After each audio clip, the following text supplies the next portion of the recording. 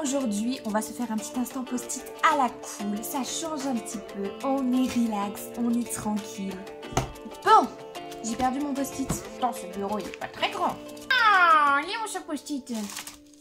Ah, trouvé. Bon, alors aujourd'hui, c'est la partie 2 sur le thème de la repentance. Du jamais vu chez Génération Enfant. Partie 1, partie 2. Et si tu te rappelles bien, dans le dernier instant post-it, c'était quoi le verset déjà? Joël 2, verset 12 à 13. Tu sais, on parlait du peuple qui devait se repentir et tout.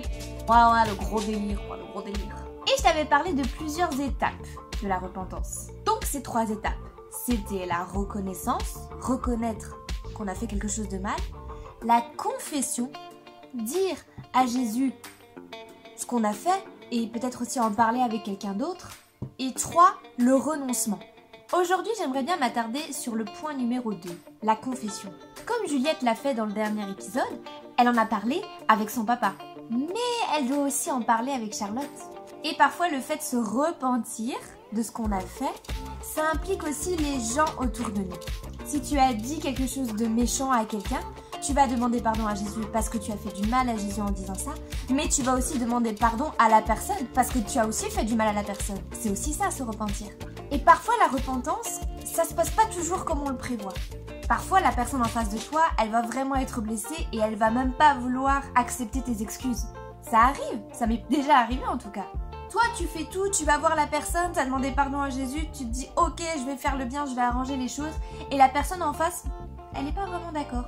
Mais il y a une chose qui peut te rassurer et ça, c'est dans 1 Jean au verset 1 à 9. Mais si nous confessons nos péchés, nous pouvons avoir confiance en Dieu car il est juste.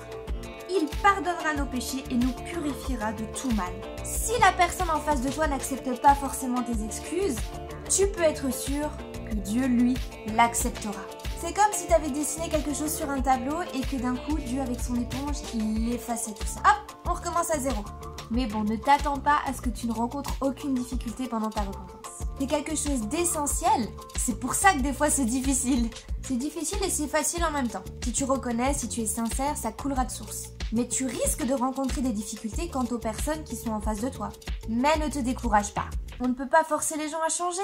Toi, par contre, tu auras fait le bon choix, tu auras rebroussé chemin, tu auras réparé tes erreurs. Et ça, c'est excellent. Quand tu fais ce pas de la repentance et qu'en même temps, tu vas aussi demander pardon aux gens autour de toi, les gens vont peut-être te repousser ou peut-être ne pas accepter tes excuses, mais crois-moi qu'ils seront touchés de ta démarche. Parce qu'on le sait, demander pardon à quelqu'un, c'est pas toujours évident. Ça demande même un gros effort. Mais aie toujours cette assurance que Dieu pardonne et efface toutes tes erreurs.